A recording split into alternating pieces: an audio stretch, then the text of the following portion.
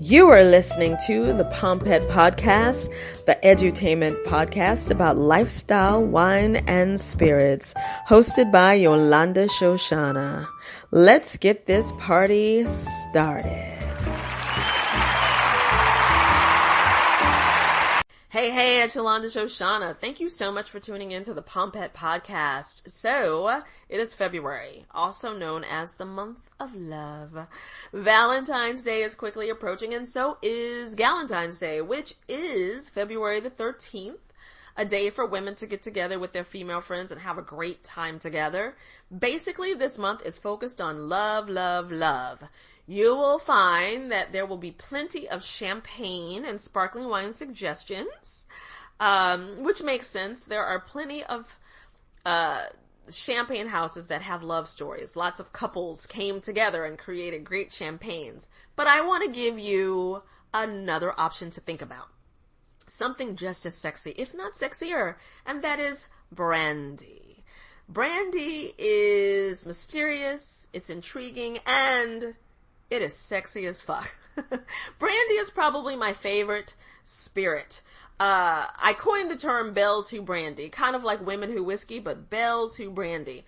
I came up with that after an event I was at. I was at a Hennessy event, and Maurice Hennessy, also known as Henny Mo, affectionately Henny Mo, he kept calling me Belle and Belle de Jour, and he's just a delight, and I loved it, I have to admit, so I came up with Belles who brandy. You've probably heard of Cognac, which is the most popular, well-known brandy. Thank you to Hennessy and Remy Martin and Martell. It's kind of put brandy on the map, and it's doing quite well. Brandy is distilled from fruit or wine, by the way, just so you know. And it used to be the go-to spirit, before whiskey, before all this stuff, until a bug came and messed it all up, messed up the crops, and ruined everything. It ruined old world vines, in the late 19th century, and that's kind of where whiskey was like, I got this. But, Cognac is still a big dog in the brandy world, and there are different ratings for Cognac. VS, VSOP, and XO. VS is very special, VSOP is very special old pale, and XO is extra old. Now, if you want a very fancy Cognac to share with your partner or to get as a gift, you can go with one of the bigger bottles, like a Louis XIII, which I actually just tried last week. And it starts at $3,000 a bottle and goes up from there. You can get a Magnum, I think, for $10,000. But yeah, $3,000 a bottle. You're paying for that juice that's, over 100 years old, and you're also paying for that crystal bottle, beautiful crystal bottle that's all handmade. It's really good Cognac. Really is. I highly recommend trying it at least. If you can't get that, then, and you only have $2,000, then I highly recommend Hennessy's Parody, which to me is just as good, to be honest with you. And that'll run you $2,000. You know, if you don't want to spend that kind of money, or if you don't have that right now, then I highly recommend a nice bottle of XO. I'm a huge fan of XO. I love Hennessy XO. It's like a go-to for me. And that will be like only about $100. You can even get a smaller XO from Hennessy for about $50, a little over $50. If not, always go with Camus. Camus is really wonderful, but it's spelled C-A-M-U-S, by the way, just so you know. They have a lovely XO, a little bit more feminine to me though than Hennessy. It's a little more on the feminine note. So that is a good option as well. Also a Remy XO is good, but there's a lot of great XO out there, and it will only run you about $100. If you want to get a liqueur though that also has a Cognac base to it, there's always Chambord, which is the black raspberry liqueur, and it's made with Cognac. Delicious, sexy. There's a lot you can do with that. In cocktails, you can make a wonderful Manhattan with that, which I'm probably gonna do as well today. And if not, you can also go with the Grand Marnier, which is orange and Cognac, an orange liqueur that's based in Cognac, and it's so delicious. Those are two of my favorite, and that's also something different than just a regular Cognac. If you have somebody that loves, a Chambord or a Grand Marnier cocktail, you can get that and whip up some really yummy stuff with either or.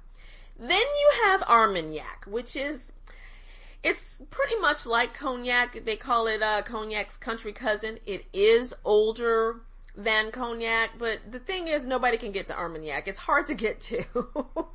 It's way in the country. They don't have any trains and they don't have any planes that go there. And it's lesser known than Cognac. However, most people will argue that it's better than Cognac, and it's also cheaper. And there's some really great Armagnacs out here now. There is Delord. The House of Delord is always good. They have a lovely XO. They also have the same rating system as Cognac, VS, VSOP, and XO, and the higher end. So you can get yourself a good XO. It's a little bit cheaper than Cognac. And then you have Terraquet, a VSOP, which you can make some cocktails with. But don't sleep on Armagnac, and you will find that you're able to find more of them. People are talking more about them, and stores are stocking them, but be on the lookout. Now then there's Pisco. You've probably had a Pisco sour at least once or twice in your life. I've had some. I used to think I didn't like Pisco, and it's mainly because I guess I don't really like Pisco sours. I have to be honest. I've just had really crappy ones. But I love Pisco by itself. And, which I'm so glad I got to try it on its own. And there's some wonderful Piscos out there. Pisco is made in Chile or Peru. No one knows who started making it first. Chile will tell you they started making it first. Peru will tell you they started making it first. Either way, it's a lovely brandy. It's just absolutely delicious. And, there's so much you can do with it. Cocktails, on ice, just on its own. I love having a good Chilean pisco with Peruvian chicken. It's kind of my thing. There's this great restaurant in New York called Pio Pio. I highly recommend it if you come to New York or if you live in New York. And their green sauce must be made with crack because you just can't get enough of that. But I love having pisco, and some of that chicken is just off the charts. And there's some great piscos out there. I love Mistral. Have a bottle at home. And then Torres, the winery, the Spanish winery, got into the Pisco game about 4 years ago. I'm probably going to slaughter this name, but their Pisco is called El Pisco Gobernador. It's really wonderful. It's a really lovely Pisco. I definitely think you should try that, but there's so many to try. Tons. Just play with it and see what you like. Then there's Grappa. Grappa is made in Italy. So Italy also has a brandy, of course, like everybody. Everybody's got their brandy. And you'll also find that Grappa is very popular in Argentina, which does not surprise me. Because when I was in Buenos Aires, I learned about the Italian influence there, because they have pasta and pizza, and there's lots of Italian people in Argentina. So you can get a good Grappa next time you're in Argentina. But Grappa is quite delicious, and it is pomace brandy. It's just a delight. Clear, and you can have it with a lot of Italian meals. Of course, you can mix it in cocktails. I would recommend anything by Grappa Nonino. Their whole line is spectacular, and they take the quality of Grappa very, very seriously. I had the pleasure of going to a master class with them, and I was just very highly impressed with everything I tried, and just went wonderful with pastas, with pizza, and the cocktail that we had at the beginning was good. So wonderful in cocktails. I've heard South Africa has a wonderful brandy. I've not tried it. They say it's made like Cognac, and their brandies are higher end, which does not surprise me. Like, I love South African wine. I just think they know what they're doing when it comes to their grapes. So, of course, be on the lookout for that too. Another brandy I want to mention, which is a French brandy. France has lots of other brandies besides Cognac and Armagnac, by the way. But they have Calvados, which is made in Normandy, and it is an apple brandy. And that brandy is so on the come up, everybody's talking about it. So if you have a partner, a friend, someone in your life, or if you like apple cider, then this is your go-to brandy. In the U.S., we have something called Applejack, but I definitely think you should give the French apple brandy a whirl, because I don't know, the French people and the brandy, there's just something about it. They know what's up. They know what's up. And they've been making apple brandy for hundreds of years. And Calvados has been around, but it's just now kind of coming into the spotlight. So, you know, people have slept on it. And the history of it, I'm sure, is absolutely amazing. I don't know all of the history of it. I just know that they've been in the apple brandy game for a long time. And the French, I love them. They are fabulous and they're full of themselves in the best possible way. So they really like to perfect all of their wines and spirits. And thank God for that. So those are some of the brandies I wanted to suggest. There are so many more. Spain's got their own brandy. Everybody's got their own brandy. The U.S. has brandy, but play with it and see what you like. And just give brandy a chance. Most people think of it as an old white guy's drink. No, no, no.